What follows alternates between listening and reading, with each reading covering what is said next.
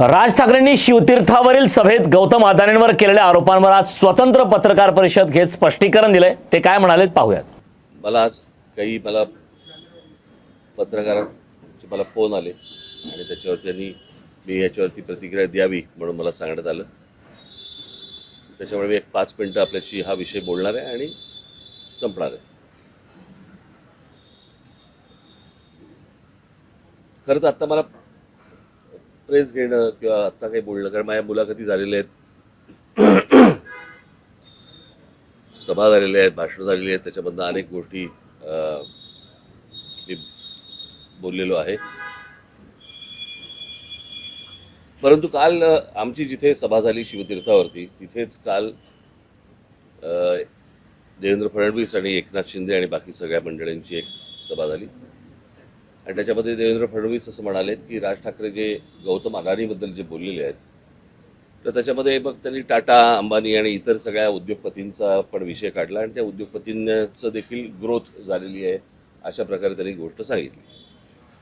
मुळात मी माझ्या भाषणामध्ये पण मी ही गोष्ट सांगितली होती, हा विषय कुठच्या उद्योगपतीच्या विरोधातला किंवा उद्योग समूह किंवा उद्योग येऊ नयेत याच्या विरोधातला हा विषय नाही आहे. विषय आहे की उद्या अंबानी असतील, टाटा असतील, इतर उद्योग समूह असतील, बिर्ला असतील, कोणी हिंदुजा असतील, अजून कोणी लोक असतील, त्यांना इथपर्यंत पोहोचायला साधारणपणे 50, 60, 100 वर्ष लागलेली आहेत. पण यांच्याही पलीकडे एक माणूस जातो आणि तो 10 वर्षातच फक्त मोठा होतो. माझा विषय तिकडे आहे. म्हणजे उद्या तुमचं सिमेंटपासून, स्टीलपासून, पोर्ट्सपासून, एअरपोर्ट्सपासून, विजेपासून या सगळ्या गोष्टींची मोनोपॉली ज्या वेळेला एका माणसाकडे यायला लागते, त्यावेळेला एखादा माणूस हा या देशाला वेठीस धरू शकतो आणि त्याला सगळ्या गोष्टी पुरवणारं हे केंद्र सरकार ज्या वेळेला असतं आणि त्यांना ज्या वेळेला केंद्राकडनं ज्या वेळेला पूर्णपणे एक रेड कार्पेट असतं आणि कुठेही जा आणि काही करा, माझा आक्षेप इकडे आहे.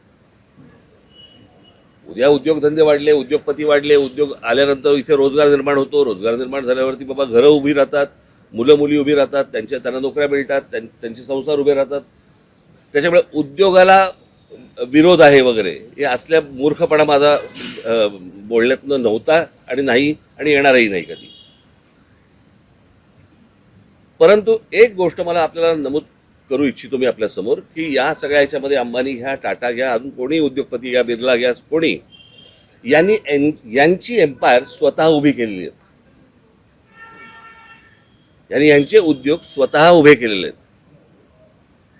म्हणजे आज जर समजा तुम्ही विमानतळ ही एक जर समजा गोष्ट बघितली तर 7 का 8 विमानतळं आज गौतम अदानींना देण्यात आलेली आहेत केंद्र सरकारकडनं आणि त्यातलं फक्त एक नवी मुंबईचं विमानतळ सोडलं तर एकही विमानतळ हे गौतम अदानींनी बांधलेलं नाही.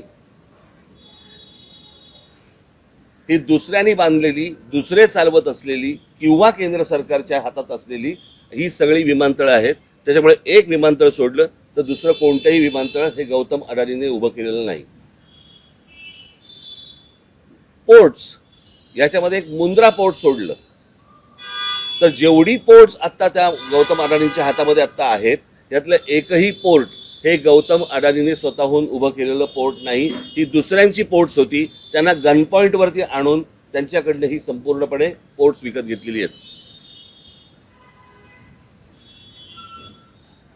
ज्या व्यवसायामध्ये गौतम अदानी कधीही नव्हते तो सिमेंटचा व्यवसाय, ज्याच्यामध्ये ते कधीही नव्हते, याच्यामध्ये ते अल्ट्राटेक आणि अंबुजा आणि इतर ज्या काही कंपन्या आहेत या विकत घेऊन हा माणूस आज या क्षणाला 2 नंबरला सिमेंटच्या व्यवसायामध्ये गेलेला आहे. आज बिर्ला 1 नंबरला आहे, 2 नंबरला हा. गेल्या 10 वर्षामध्ये एक माणूस सिमेंटच्या व्यवसायामध्ये 2 नंबरला जातो, दुसऱ्यांचे व्यवसाय खेचून, दुसऱ्यांचे व्यवसाय हातामध्ये घेऊन. पॉवरचं पण तसंच आहे, स्टीलचं पण तसंच आहे, अनेक उद्योग तसे आहेत. सो मला फक्त मुख्यमंत्र्यांना सांगायचं आहे की हा विषय हा कोणाच्या ग्रोथचा नाही आहे. ग्रोथ कशी होतीये, स्वतः उद्योगपतीची वाढ कशी होतीये, तर ती वाढ मला असं वाटतं समजून घेणं हे गरजेचं आहे. देशातल्या प्रत्येक नागरिकाने समजून घेणं गरजेचं आहे. उद्या हा एकच माणूस या देशाला वेठीस धरू शकतो याचं उत्तम उदाहरण जर समजा आता आपल्याला बघायचं असेल तर जे या देशामध्ये आता इंडिगोने केलं संपूर्ण सगळा देश अख्खा स्टँड स्टिलवरती आणला आणि सगळी विमानतळं ज्यावेळेला आज बंद झाली, 65% आज हवाई वाहतूक ही एकट्या इंडिगोकडे देण्यात आली आणि त्याच्यातनं एका एअरलाईनने व्यवसाय बंद केल्यानंतर किंवा ठप्प केल्यानंतर देशाचे काय हाल होतात हे आपण पाहिले. मला असं वाटतं हा धोका सर्वाधिक आहे आणि तो धोका मला असं वाटतं मुख्यमंत्र्यांनी समजून घेणं गरजेचं आहे किंवा त्यांना समजणं गरजेचं आहे किंवा अर्थात समजलं असेल पण ते आता सांगतील तरी कोणाला. तर ही गोष्ट प्रामुख्याने मला असं वाटतं की लोकांसमोर जाणं गरजेचं होतं आणि हे उद्योग उभे करत असताना गौतम अदानींना अर्थसहाय्य कुठून झालं, कोणकोणत्या बँकांना आणि कोणकोणत्या इतर इन्स्टिट्यूशन्सना यांना अर्थसहाय्य करायला लावलं. उद्या जर अशा प्रकारचं जर उद्या गोष्टी कोलॅप्स झाल्या तर नोकऱ्या जातील, देश बर्बाद होईल आणि हा एक दिवस देश ठप्प होईल.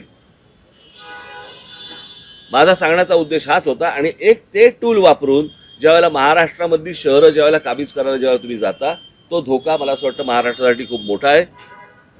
त्यावरतीचं माझं भाष्य होतं, हे मला तुम्हाला फक्त सांगायचं. ठीक आहे, धन्यवाद.